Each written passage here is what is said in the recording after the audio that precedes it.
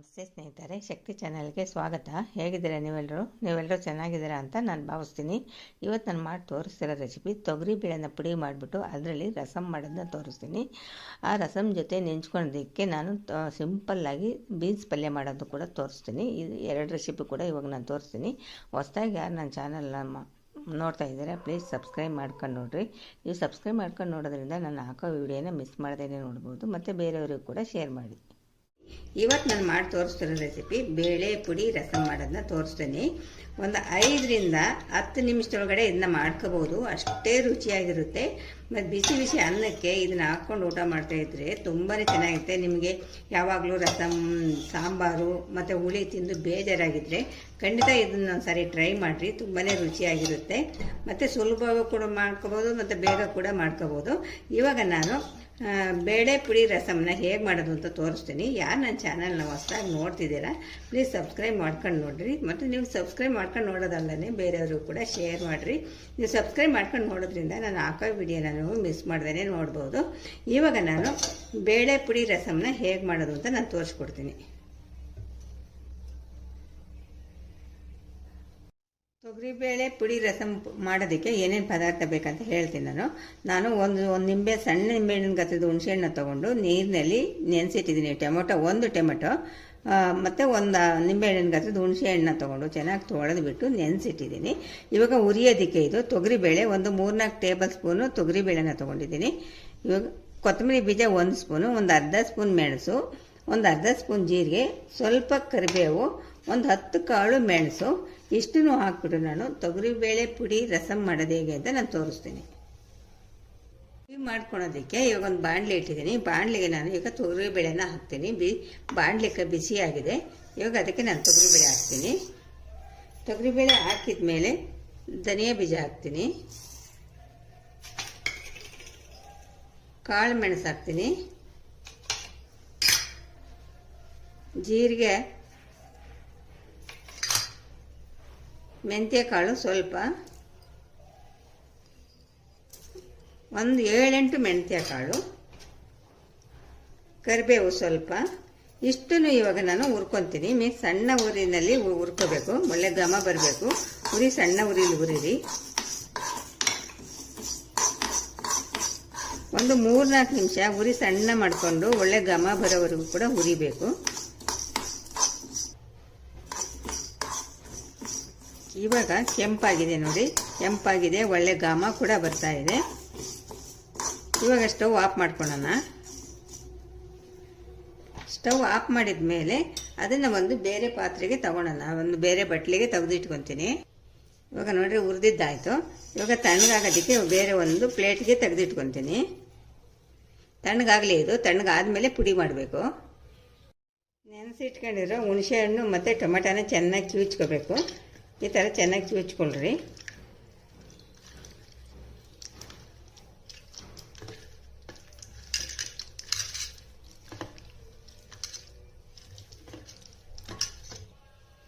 ಹುಣಸೆಹಣ್ಣು ಮತ್ತು ಟೊಮೆಟೊನ ಈ ಥರ ಚೆನ್ನಾಗಿ ಕಿವುಚಿ ಇಟ್ಕೋಬೇಕು.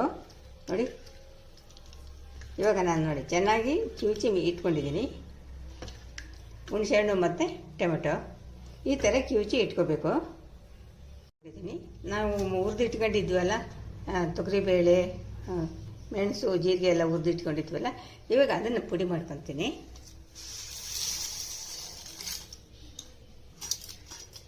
ಇವಾಗ ತಣ್ಣಗಾದ್ಮೇಲೆ ನಯಸ್ಸಾಗಿ ಪುಡಿ ಮಾಡಬೇಕು.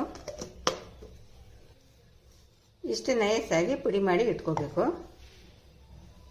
ಸಾರು ಮಾಡೋದಕ್ಕೆ ನಾವು ಒಂದು ಪಾತ್ರೆ ತೊಗೊಂಡು ಪಾತ್ರೆಯನ್ನು ಒಲೆ ಮೇಲೆ ಇಟ್ಟುಬಿಟ್ಟು ಅದಕ್ಕೆ ಒಂದು 2 ಸ್ಪೂನ್ ಎಣ್ಣೆ ಹಾಕಬೇಕು. ಎಣ್ಣೆ ಬಿಸಿ ಆಗಬೇಕು. ಎಣ್ಣೆ ಬಿಸಿ ಆದಮೇಲೆ ಸಾಸಿವೆ, ಜೀರಿಗೆ, ಉದ್ದಿನಬೇಳೆ, ಕಡಲೆಬೇಳೆ ಇಷ್ಟನ್ನು ಒಗ್ಗರಣೆಗೆ ಹಾಕ್ತೀನಿ. ಹಾಕಾದ್ಮೇಲೆ ಕರಿಬೇವು ಹಾಕ್ತೀನಿ. ಜಜ್ಜಿಟ್ಕೊಂಡಿರೋ ಬೆಳ್ಳುಳ್ಳಿ ಹಾಕ್ತೀನಿ.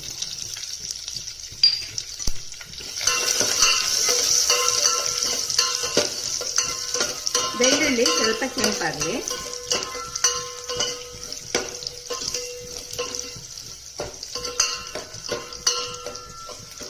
ಇದನ್ನ ಮೀಡಿಯಂ ಉರಿ ಇಟ್ಕೊಳ್ರಿ. ಮೀಡಿಯಂ ಉರಿ ಇಟ್ಕೊಂಡು ಮಾಡಿರಿ.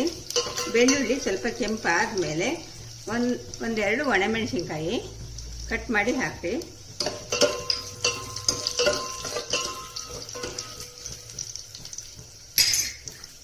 ಈಗ ನಾವು ಟೊಮೆಟೊ ಮತ್ತು ಹುಣಸೆಹಣ್ಣು ಕಿವುಚಿಟ್ಕೊಂಡಿದ್ವಲ್ಲ, ಇವಾಗ ಅದನ್ನು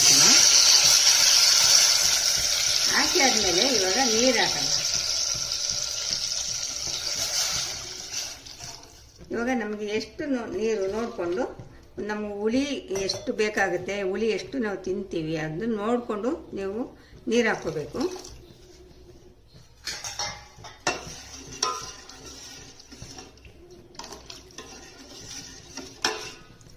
ಇವಾಗ ಸ್ವಲ್ಪ ಕುದೀಲಿ ಇದು. ಇವಾಗ ನೋಡಿ, ನೀವು ಹುಳಿ ಎಷ್ಟು ಬೇಕು ಅಷ್ಟು ನೀರು ಸೇರಿಸ್ಕೋಬೇಕು. ನಮ್ಮ ಹುಳಿನ ನಾವು ಎಷ್ಟು ತಿಂತೀವಿ ಅಷ್ಟು ಆ ಥರ ನೋಡಿಕೊಂಡು ನಾವು ನೀರನ್ನ ಸೇರಿಸ್ಕೋಬೇಕು. ಇವಾಗ ನೀರನ್ನ ಸೇರಿಸ್ಕೊಂಡಾದ್ಮೇಲೆ ಇವಾಗ ಉಪ್ಪು ಹಾಕಬೇಕು. ರುಚಿಗೆ ತಕ್ಕಷ್ಟು ಉಪ್ಪನ್ನು ಹಾಕಬೇಕು. ಇವಾಗ ಉಪ್ಪು ಹಾಕ್ತಾಯಿದ್ದೀನಿ. ಇದಕ್ಕೆ ಸ್ವಲ್ಪ ಅರಿಶಿನ ಪುಡಿ ಹಾಕಬೇಕು. ನೋಡಿ, ಸ್ವಲ್ಪ ಅರಿಶಿನದ ಪುಡಿ. ಮತ್ತು ನಾವು ಖಾರಕ್ಕೆ ಬರೀ ಮೆಣಸು ಬಿಟ್ಟರೆ ಇನ್ನೇನು ಹಾಕಿಲ್ಲ. ಅದಕ್ಕೋಸ್ಕರ ಸ್ವಲ್ಪ ಖಾರವಾಗಿರಲಿ ಅನ್ನೋದಕ್ಕೋಸ್ಕರ ನಾನು ಹಸಿರು ಮೆಣಸಿನ್ಕಾಯಿನ ಹಾಕ್ತಾಯಿದ್ದೀನಿ. ಹಸಿರು ಮೆಣಸಿನ್ಕಾಯಿ ನೋಡಿಕೊಂಡು ನಿಮಗೆ ಖಾರ ಎಷ್ಟು ತಿಂತೀರಾ ಖಾರ ನೋಡ್ಕೊಂಡು ಹಾಕ್ಕೊಡ್ರಿ. ನಾವು ಖಾರಕ್ಕೆ ಏನೂ ಹಾಕಿಲ್ಲ, ಕಾಳು ಮೆಣಸು ಮಾತ್ರನೇ ಹಾಕಿರೋದು. ನಾನು ಒಂದು 3-4 ಹಸಿರು ಮೆಣಸಿನ್ಕಾಯಿನ ಕಟ್ ಮಾಡಿ ಹಾಕಿದ್ದೀನಿ. ಇಷ್ಟು ಹಾಕಿದ ಮೇಲೆ ಚೆನ್ನಾಗಿ ಕುದಿಬೇಕು. ಚೆನ್ನಾಗಿ ಒಂದು 3-4 ನಿಮಿಷ ಚೆನ್ನಾಗಿ ಕುದೀಲಿ. ಇವಾಗ ಚೆನ್ನಾಗಿ ಕುದೀತಾ ಇದೆ. ಇವಾಗ ನಾವು ಪುಡಿ ಮಾಡಿ ಇಟ್ಕೊಂಡಿದ್ವಲ್ಲ ಬೇಳೆ ಪುಡಿನ, ಆ ಬೇಳೆ ಪುಡಿನ ಹಾಕೋಣ. ಬೇಳೆ ಪುಡಿ ಹಾಕಿದ ಮೇಲೆ ಚೆನ್ನಾಗಿ ಮಿಕ್ಸ್ ಮಾಡಬೇಕು. ಗಂಟಿಲ್ದಂಗೆ ಚೆನ್ನಾಗಿ ಮಿಕ್ಸ್ ಮಾಡಬೇಕು. ನೋಡಿ, ಈ ಥರ ಚೆನ್ನಾಗಿ ಮಿಕ್ಸ್ ಮಾಡಿದ ಮೇಲೆ ಕುದಿಬೇಕು. ಇದನ್ನು ಮೀಡಿಯಮ್ ಉರಿ ಇಟ್ಕೊಂಡು ಒಂದು 10 ನಿಮಿಷ ಚೆನ್ನಾಗಿ ಕುದಿಸ್ರಿ. ಈ ಹಸಿ ವಾಸನೆ ಎಲ್ಲ ಹೋಗಬೇಕು. ಆ ಬೇಳೆನ ನಾವು ಹುರಿದಿದ್ದೀವಿ, ಆದರೂ ಕೂಡ ಒಂದು 10 ನಿಮಿಷ ಮೀಡಿಯಮ್ ಉರಿ ಇಟ್ಕೊಂಡು ಚೆನ್ನಾಗಿ ಕುದಿಸ್ಬೇಕು. ಆವಾಗ ಒಳ್ಳೆ ಘಮ ಬರುತ್ತೆ. ರಸಮ್ಮು ತುಂಬಾ ರುಚಿಯಾಗಿರುತ್ತೆ. ಇವಾಗ ಮೀಡಿಯಮ್ ಉರಿ ಇಟ್ಕೊಂಡು ಒಂದು 10 ನಿಮಿಷ ಕುದಿಸೋಣ. ಇವಾಗ ಒಂದು 10 ನಿಮಿಷ ನಾನು ಮೀಡಿಯಮ್ ಉರಿನಲ್ಲಿ ಚೆನ್ನಾಗಿ ಕುದಿಸಿದ್ದೀನಿ ರಸಮ್ನ. ಇವಾಗ ಕೊತ್ತಂಬರಿ ಸೊಪ್ಪನ್ನ ಸ್ವಲ್ಪ ಸಣ್ಣದಾಗಿ ಕಟ್ ಮಾಡಿರೋ ಕೊತ್ತಂಬರಿ ಸೊಪ್ಪನ್ನ ಹಾಕಿಬಿಟ್ರೆ ನೋಡಿರಿ, ರೆಡಿ ಆಯಿತು ರಸಮ್ಮು. ತುಂಬಾ ಸುಲಭವಾಗಿ ರುಚಿಯಾಗಿ ತುಂಬಾ ಚೆನ್ನಾಗಿರುತ್ತೆ. ಬಿಸಿ ಬಿಸಿ ಅನ್ನಕ್ಕೆ ಹಾಕೊಂಡು ಊಟ ಮಾಡಿರಿ, ತುಂಬಾ ರುಚಿಯಾಗಿರುತ್ತೆ. ಇನ್ಯಾಕೆ ತಡ, ನೀವು ಮನೇಲಿ ನೀವು ಮಾಡಿರಿ. ಮಾಡಿ ನೋಡಿಬಿಟ್ಟು ರುಚಿ ಹೇಗಿತ್ತು ಅಂತ ನನಗೆ ಕಾಮೆಂಟ್ನಲ್ಲಿ ತಿಳಿಸ್ರಿ. ತುಂಬಾ ಸುಲಭವಾಗಿ ರುಚಿಯಾಗಿ ನಾಲ್ಗೆಗೆ ಚುರ್ ಅನ್ನೋ ಥರ ಇರುತ್ತೆ ರಸಮ್ಮು. ಯಾಕೆಂದರೆ ನಾನು ಹಸಿರು ಮೆಣಸಿನ್ಕಾಯಿನ ಕೂಡ ಹಾಕಿದ್ದೀನಲ್ವ, ಸ್ವಲ್ಪ ಖಾರವಾಗೂ ಇರುತ್ತೆ, ರಸಮ್ಮು ರುಚಿಯಾಗೂ ಇರುತ್ತೆ. ಬಿಸಿ ಬಿಸಿ ಅನ್ನಕ್ಕೆ ನೀವು ಇದು ಅನ್ನದ ಮೇಲೆ ಈ ರಸಮ್ ಹಾಕ್ಕೊಂಡು ಊಟ ಮಾಡಿರಿ, ತುಂಬಾ ಚೆನ್ನಾಗಿರುತ್ತೆ. ಇವಾಗ ನೋಡಿ, ಪುಡಿ ರಸಮ್ಮು ರೆಡಿ ಆಯಿತು. ತೊಗರಿಬೇಳೆನ ಪುಡಿ ಮಾಡಿಬಿಟ್ಟು ರಸಮ್ಮು ರೆಡಿ ಆಯಿತು. ತೊಗರಿಬೇಳೆನ ಬೇಯಿಸ್ಬೇಕು ಅನ್ನೋದಿರಲ್ಲ, ತೊಗರಿಬೇಳೆನ ಹುರಿದ್ಬಿಟ್ಟು ಪುಡಿ ಮಾಡಿ ರಸಮ್ ಮಾಡ್ಕೊಂಡು ತಿಂದು ನೋಡಿರಿ, ತುಂಬಾ ಚೆನ್ನಾಗಿರುತ್ತೆ. ನೋಡಿರಿ, ರೆಡಿ ಆಯಿತು. ಪುಡಿ ರಸಮ್ಮು ರೆಡಿ ಆಯಿತು.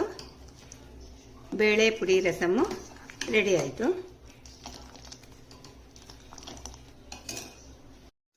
ಈಗ ಬೇಳೆ ಪುಡಿ ರಸಮ್ ರೆಡಿ ಆಯಿತು. ಇದನ್ನು 5ರಿಂದ 10 ನಿಮಿಷದಲ್ಲಿ ಮಾಡ್ಕೋಬೋದು. ಬಿಸಿ ಬಿಸಿ ಅನ್ನಕ್ಕೆ ಈ ರಸಮ್ ಹಾಕ್ಕೊಂಡು ಊಟ ಮಾಡಿದರೆ ತುಂಬಾ ಚೆನ್ನಾಗಿರುತ್ತೆ. ಸಾಂಬಾರು ಹುಳಿ ತಿಂದು ಬೇಜಾರಾದಾಗ ಈ ತರಹ ರಸಮ್ನ ಒಂದು ಸರಿ ಟ್ರೈ ಮಾಡಿರಿ. ನಿಮ್ಮ ಮನೆ ಮಂದಿಗೆಲ್ಲ ಇಷ್ಟ ಆಗುತ್ತೆ ಅಂತ ನಾನು ಅಂದ್ಕೊಂಡಿದ್ದೀನಿ. ನಿಮಗೆ ಇಷ್ಟ ಆದರೆ ಲೈಕ್ ಮಾಡಿ, ಶೇರ್ ಮಾಡಿ, ನನ್ನ ಚಾನಲ್ಗೆ ಸಬ್ಸ್ಕ್ರೈಬ್ ಮಾಡಿರಿ. ಬೇಳೆ ಪುಡಿ ರಸಮ್ ರೆಡಿ ಆಯಿತು. ಬೀನ್ಸ್ ಪಲ್ಯ ಮಾಡೋದಕ್ಕೆ ನೋಡಿ, ಬೀನ್ಸ್ನ ತೊಗೊಂಡು ಈ ಥರ ಸಣ್ಣ ಸಣ್ಣದಾಗಿ ನಾನು ಕಟ್ ಮಾಡಿದ್ದೀನಿ, ಕಟ್ ಮಾಡಿ ಇಟ್ಟಿದ್ದೀನಿ. ಇದು ಬೀನ್ಸು 200 ಗ್ರಾಮ್ ಬೀನ್ಸ್ ಇದೆ. ಇದನ್ನು ಸಣ್ಣ ಸಣ್ಣದಾಗಿ ನಾನು ಕಟ್ ಇಟ್ಟಿದ್ದೀನಿ. ಇದನ್ನು ಒಂದು ಸಾರಿ ನಾನು ತೊಳಿತೀನಿ. ನೀರು ಹಾಕ್ಬಿಟ್ಟು ಚೆನ್ನಾಗಿ ಒಂದು ಸಾರಿ ತೊಳಿತೀನಿ. ಬೀನ್ಸ್ ಪಲ್ಯ ಮಾಡೋದಕ್ಕೆ ನಾನು ಇವಾಗ ಬೀನ್ಸ್ನ ಬೇಯಿಸ್ಕೊತೀನಿ. ಬೀನ್ಸ್ ಬೇಯಿಸ್ಕೊಳ್ಳೋದಕ್ಕೋಸ್ಕರ ಕುಕ್ಕರ್ ಇಟ್ಟಿದ್ದೀನಿ. ಕುಕ್ಕರ್ಗೆ ನೀರು ಹಾಕ್ತೀನಿ. ನೀರು ಕುತ್ತು ಬಂದ ಮೇಲೆ ನಾನು ಬೀನ್ಸ್ ಕಟ್ ಮಾಡಿರೋ ಬೀನ್ಸ್ನ ಹಾಕ್ತೀನಿ. ನೀರು ಕುದೀಲಿ. ಈಗ ಸ್ವಲ್ಪ ಉಪ್ಪು ಹಾಕ್ತೀನಿ. ಉಪ್ಪು ಹಾಕಿದ ಮೇಲೆ ಸ್ವಲ್ಪ ಅರಿಶಿನ ಹಾಕ್ತೀನಿ.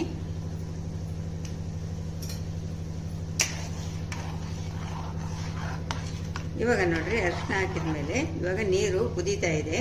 ಇವಾಗ ನಾನು ಬೀನ್ಸ್ನ ಸಣ್ಣದಾಗಿ ಕಟ್ ಮಾಡಿ ತೊಳೆದು ಇಟ್ಕೊಂಡಿರೋ ಬೀನ್ಸ್ನ ಹಾಕ್ತೀನಿ. ಇವಾಗ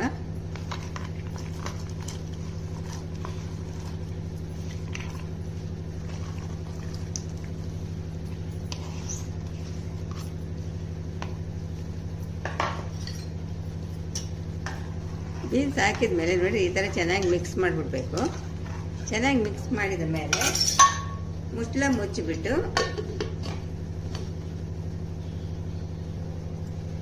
2 ವಿಸಲ್ ಸಾಕು.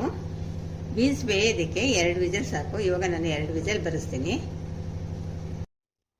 ಬೀನ್ಸು ಬೆಂದಿದೆಯಾ ನೋಡೋಣ. ಇವಾಗ ನಾನು 2 ವಿಸಲ್ ಹಾಕ್ಸಿದ್ನಲ್ವ, ಇವಾಗ ನೋಡಿರಿ ಚೆನ್ನಾಗಿ ಬೆಂದಿದೆ ಬೀನ್ಸು. ಸಾಕು, 2 ವಿಸಲ್ ಸಾಕು. ತುಂಬ ಬೆಂದರೂ ಕೂಡ ಚೆನ್ನಾಗಿರಲ್ಲ. ನೋಡಿ ಬೆಂದಿದೆ. ಇವಾಗ ನೀರನ್ನೆಲ್ಲ ಬಸ್ತಿಬಿಟ್ಟು ಒಗ್ಗರಣೆಗೆ ಹಾಕೋಣ. ಇವಾಗ ಪಲ್ಯಕ್ಕೆ ಇವಾಗ ಒಗ್ಗರಣೆಗೆ ಹಾಕೋಣ. ಇವಾಗ ನೋಡಿರಿ ನೀರನ್ನೆಲ್ಲ ಬಸ್ತಿಟ್ಟಿದ್ದೀನಿ. ಇವಾಗ ಬೀನ್ಸು ಚೆನ್ನಾಗಿ ಬೆಂದಿದೆ. ಈಗ ಪಲ್ಯಕ್ಕೆ ನಾನು ಒಗ್ಗರಣೆಗೆ ಹಾಕ್ತೀನಿ. ಈಗ ಬೀನ್ಸ್ ಪಲ್ಯಕ್ಕೆ ಒಗ್ಗರಣೆ ಹಾಕೋಣ. ಆ ಒಗ್ಗರಣೆ ಹಾಕೋದಕ್ಕೋಸ್ಕರ ಬಾಣಲಿ ಇಟ್ಟಿದ್ದೀನಿ. ಬಾಣಲಿಗೆ ನಾನು 1 ಸ್ಪೂನ್ ಎಣ್ಣೆ ಹಾಕ್ತೀನಿ. ಸಾಕು, 1 ಸ್ಪೂನ್ ಎಣ್ಣೆ. ಎಣ್ಣೆ ಜಾಸ್ತಿ ಆದರೆ ಚೆನ್ನಾಗಿರಲ್ಲ. ಈಗ 1 ಸ್ಪೂನ್ ಎಣ್ಣೆ ಹಾಕಿದ್ಮೇಲೆ ಎಣ್ಣೆ ಬಿಸಿ ಆಗಲಿ. ಎಣ್ಣೆ ಬಿಸಿಯಾಗಿದೆ. ಇವಾಗ ಸಾಸಿವೆ ಹಾಕೋಣ ಸ್ವಲ್ಪ. ಈಗ ಸಾಸಿವೆ ಚಟಪಟ ಅಂದಮೇಲೆ ನೋಡಿರಿ ಮೆಣಸಿನ್ಕಾಯಿ ಒಂದು 6-7 ಮೆಣಸಿನ್ಕಾಯಿನ ಹಾಕ್ತಿದ್ದೀನಿ. ನಾನು ಕಡಿಮೆ ಮಾಡ್ತಾ ಇರೋದ್ರಿಂದ 6-7 ಮೆಣಸಿನ್ಕಾಯಿ ಸಾಕು. ಸಿಂಪಲ್ಲಾಗಿರುತ್ತೆ, ತುಂಬ ಚೆನ್ನಾಗಿರುತ್ತೆ. ಹೆಚ್ಚು ಪದಾರ್ಥ ಇಲ್ಲ ಬೀನ್ಸ್ ಪಲ್ಯ ಮಾಡೋಕ್ಕೆ. ಸಿಂಪಲ್ಲಾಗಿ ಮಾಡ್ತಾಯಿದ್ದೀನಿ. ಸಿಂಪಲ್ಲಾಗಿ ಮಾಡ್ತಾಯಿದ್ರು ಅಷ್ಟೇ ರುಚಿಯಾಗಿರುತ್ತೆ. ಇವಾಗ ನೋಡಿ ಸ್ವಲ್ಪ ಕರಿಬೇವಿನ ಸೊಪ್ಪು ಹಾಕ್ತೀನಿ. ಮೆಣಸಿನ್ಕಾಯಿ ಕರಿಬೇವಿನ ಸೊಪ್ಪು ಸ್ವಲ್ಪ, ಮೆಣಸಿನ್ಕಾಯಿ ಸ್ವಲ್ಪ ಇದಾಗಲಿ ಬಾಡಿಸ್ಕೊಳ್ಳೋಣ. ಮೆಣಸಿನ್ಕಾಯಿನ ಸ್ವಲ್ಪ ಎಣ್ಣೆಯಲ್ಲಿ ಬಾಡಿಸ್ಕೋಬೇಕು ಮೆಣಸಿನ್ಕಾಯಿನ. ಸ್ವಲ್ಪ ಹಿಂಗೆ ಹಾಕೋಣ. ಹಿಂಗೆ ಹಾಕೋದ್ರಿಂದ ಒಳ್ಳೆ ಘಮ ಇರುತ್ತೆ ಮತ್ತು ಆರೋಗ್ಯಕ್ಕೂ ಕೂಡ ಒಳ್ಳೆಯದು. ಹಿಂಗನ್ನು ಎಲ್ಲದಕ್ಕೂ ಉಪಯೋಗಿಸಿದ್ರೆ ತುಂಬಾ ಒಳ್ಳೆಯದು. ಅದು ಇವಾಗ ಚೆನ್ನಾಗಿ ಮೆಣಸಿನ್ಕಾಯಿ ಬಾಡಿದೆ. ಇವಾಗ ನಾವು ಬೇಯಿಸಿಟ್ಕೊಂಡಿದ್ದೀವಲ್ಲ ಬೀನ್ಸು, ಅದನ್ನು ಹಾಕೋಣ.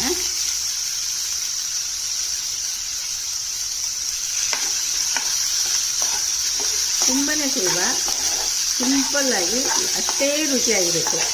ಬೀನ್ಸ್ ಪಲ್ಯ ಸಿಂಪಲ್ಲಾಗಿ ಮಾಡ್ತಾಯಿದ್ದೀನಿ, ಅಷ್ಟೇ ರುಚಿಯಾಗಿರುತ್ತೆ. ನೋಡಿ ಏನು ಹೆಚ್ಚು ಪದಾರ್ಥನೇ ಇಲ್ಲ. ಮೆಣಸಿನ್ಕಾಯಿ ಸಾಸಿವೆ ಅಷ್ಟೇ, ಕರಿಬೇವಿನ ಸೊಪ್ಪು, ಬೀನ್ಸ್. ಚೆನ್ನಾಗಿ ಒಗ್ಗರಣೆಯಲ್ಲಿ ಚೆನ್ನಾಗಿ ಬೆಂದಿದೆ. ಒಗ್ಗರಣೆಯಲ್ಲಿ ಸ್ವಲ್ಪ ಒಗ್ಗರಣೆ ಹಿಡೀಲಿ ಬೀನ್ಸ್ಗೆ. ಸ್ವಲ್ಪ ಕೈ ಆಡಿಸೋಣ. ನಾನು ಬೇಯುವಾಗ ಉಪ್ಪು ಹಾಕಿದ್ದೆ. ಉಪ್ಪು ನೋಡ್ಕೊಂಡು ಹಾಕೋಣ. ಬೀನ್ಸ್ ಬೇಯುವಾಗ ನಾನು ಉಪ್ಪು ಹಾಕಿದ್ದೀನಿ. ಉಪ್ಪು ನೋಡ್ಕೊಂಡು ಹಾಕೋಣ. ಇವಾಗ ನೋಡಿ ಸ್ವಲ್ಪ ಇದಾಗ್ತೀನಿ, ತೆಂಗಿನ ತುರಿ ಹಾಕೋದ್ರಿಂದ ತುಂಬಾ ಚೆನ್ನಾಗಿರುತ್ತೆ ಬೀನ್ಸ್ ಪಲ್ಯ.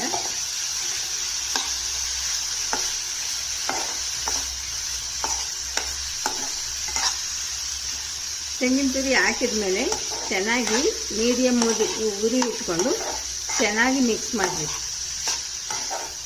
ಮೀಡಿಯಮ್ ಉರಿನಲ್ಲೇ ಚೆನ್ನಾಗಿ ಇದು ಹೊಂದ್ಕೋಬೇಕು. ತೆಂಗಿನಕಾಯಿ ತುರಿ ಜೊತೆ ಬೀನ್ಸ್ ಎಲ್ಲ, ಮೆಣಸಿನ್ಕಾಯಿ ಎಲ್ಲ ಚೆನ್ನಾಗಿ ಹೊಂದ್ಕೋಬೇಕು. ಈಗ 1 ನಿಮಿಷ ಇದೇ ಥರ ಫ್ರೈ ಮಾಡೋಣ. ಟೇಸ್ಟ್ ಮಾಡಿದ್ರೆ ಸ್ವಲ್ಪ ಸಪ್ಪೆ ಇತ್ತು, ಸ್ವಲ್ಪ ಉಪ್ಪು ಹಾಕ್ತೀನಿ. ಬೇಯುವಾಗ ನಾನು ಬೀನ್ಸ್ ಹಾಕಿದ್ನಲ್ವಾ, ಸ್ವಲ್ಪ ಸಪ್ಪೆ ಇತ್ತು.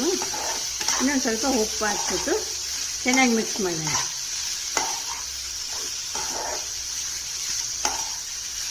ತುಂಬಾ ಸುಲಭ ಮಾಡೋದು, ರುಚಿ ಅಷ್ಟೇ ಚೆನ್ನಾಗಿರುತ್ತೆ.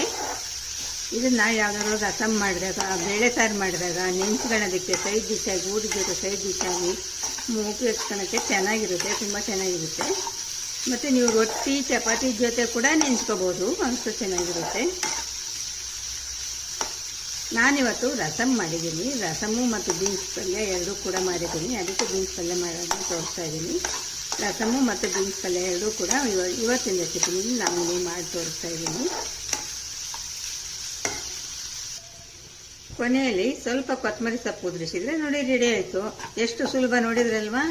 ಬೀನ್ಸ್ ಪಲ್ಯ ಮಾಡೋದು ತುಂಬಾ ಸುಲಭ, ಕಡಿಮೆ ಪದಾರ್ಥ, ತುಂಬಾ ಸುಲಭ, ರುಚಿ ಅಂತೂ ಅದ್ಭುತ, ತುಂಬಾ ಚೆನ್ನಾಗಿರುತ್ತೆ. ಖಂಡಿತ ನೀವು ಒಂದ್ಸರಿ ಟ್ರೈ ಮಾಡಿರಿ ನಿಮ್ಮ ಮನೆಯಲ್ಲಿ. ನೋಡಿರಿ ಬೀನ್ಸ್ ಪಲ್ಯ ರೆಡಿ ಆಯಿತು. ಬೀನ್ಸ್ ಪಲ್ಯ ರೆಡಿ ಆಯಿತು.